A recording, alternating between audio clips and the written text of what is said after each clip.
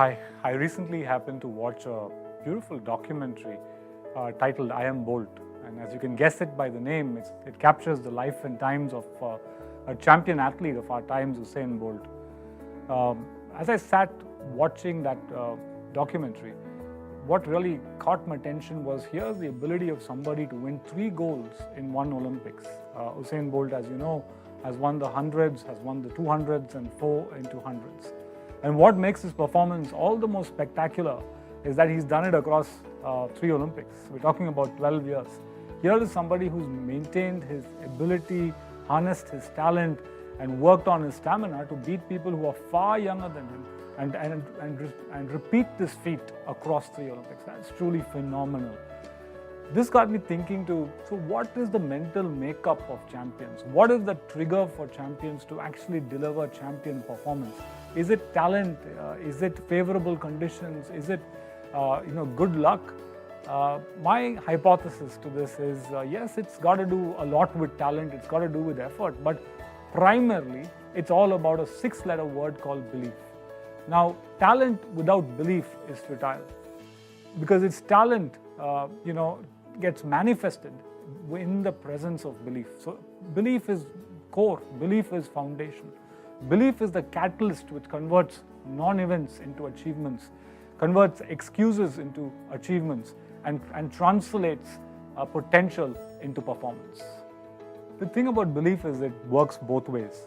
What you believe for is what will actually be. I wanted to bring your attention to a scientific phenomena called the placebo's effect. You've probably heard about this before. Sometime back, many years ago, in a laboratory somewhere in the US, right, an experiment was actually conducted. 10 people suffering from an identical stomach ailment in one such experiment were called in. Each of them were given similar medication, right, similar tablets. They were asked to take it twice a day for a period of 10 days, and they were asked to report after 10 days on the 11th day. So on the 11th day, when these people showed up after having followed the instructions, it was found that all of them had actually, were healed of their ailment, and they attributed the healing to the tablets that they were taken. At this point in time, a truth was revealed. It was revealed that 5 of them were actually given the real medication, while 5 others were given medication which resembled the real medication. And the fact is, all of them actually got healed. Amazing, isn't it? Well, that's a demonstration of the power of the mind. The placebo's effect, by the way, is used even in today's time and ages. You got to understand the mental makeup of our mind.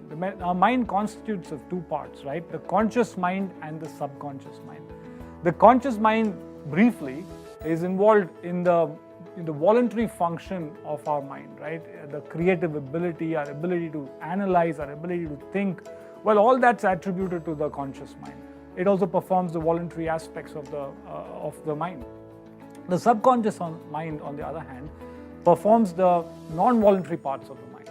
Well, it also picks up the directions of the conscious mind and acts on it, right? So for instance, if in the conscious mind you've made a decision, in the conscious mind you've decided to do something or you believe something, right? The subconscious mind will actually pick up that thought, pick up that process and actually start working on it and sending instructions to different organs of the body for it to actually to process it. The subconscious mind doesn't distinguish between is this thought valid or is this thought invalid. It doesn't just do it. It just blindly picks it up. And that's where belief comes into play. So when you believe in your conscious mind, your subconscious mind actually picks up that belief and actually processes it. And therefore, a thought becomes an action becomes a habit, and thereby the habit converts it into reality. That's how belief becomes reality. So if you believe in your abilities to find a solution for a problem that you're actually facing, your body will actually, your mind will actually work in such a way to find that solution.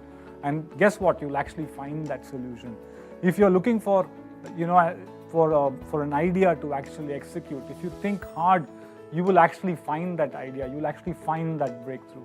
On the other hand, if you believe that you're not going to do well, right? If you believe you're not going to do well in the exam, even though you've prepared, right? Your preparation really doesn't amount to too much, because in your mind you've already programmed yourself that you're not going to do well, and therefore you won't do well. So be careful with what you actually believe in, because what you believe is what you will actually end up achieving. Therefore, choose to live life based on what you believe rather than what you feel. Okay? As you go through life, you will experience emotions, right? That's natural, that's normal. And emotions result in feelings. And when you got to make a decision, choose to make those decisions basis your beliefs, not on your feelings. And I'll tell you why. Because feelings are temporary, feelings are fleeting, feelings are momentary, but beliefs are foundational. Beliefs are rock solid, right? So it's important for you to actually make your beliefs, make your decisions, take your action basis your belief, not on feelings. Going back to that example of an exam, yes, it's normal for us to have anxiety towards exams, right? I mean, that's normal. Now, if you're going to go into that exam, basis the feeling that you have, the feeling of anxiety and fear, instead of the belief in your preparation, instead of the belief in your ability, instead of your belief in God, right? You, in all probability, may not do well. Conversely, if you go with your beliefs, right, you are going to just do so well in that exam. That's just a simple example of the power of belief. Remember this, that achievement is birthed when your level of belief supersedes your level of doubt. Doubt and belief cannot coexist when you're pursuing achievement, right? You got to believe your beliefs and doubt your doubts. That's the way to actually do it. And that is what is required for achievement. Talking about doubts, never allow the doubts of those around you to interfere with your beliefs. The moment you allow the doubts of others to interfere with your belief, you're getting derailed in the pursuit of achievement. Let me share with you a brief example from my own life, okay? I think about a year and a half ago, I decided and I chose to believe that I needed to lose weight. And I think many of you know that, right? I went about understanding what was required to lose weight. I took the necessary action, and guess what? I lost about 20 kilos. I think it was 4 years ago. I said it would be great if I can write a book. That will be an achievement in a lifetime if I actually get to writing and publishing a book.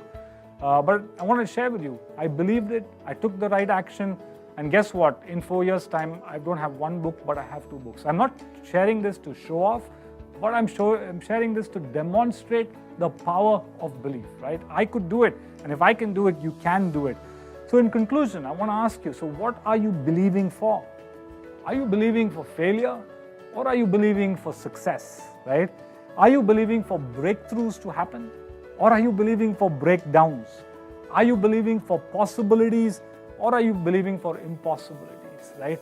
The point I'm trying to make is, whatever you believe is what you will actually end up achieving.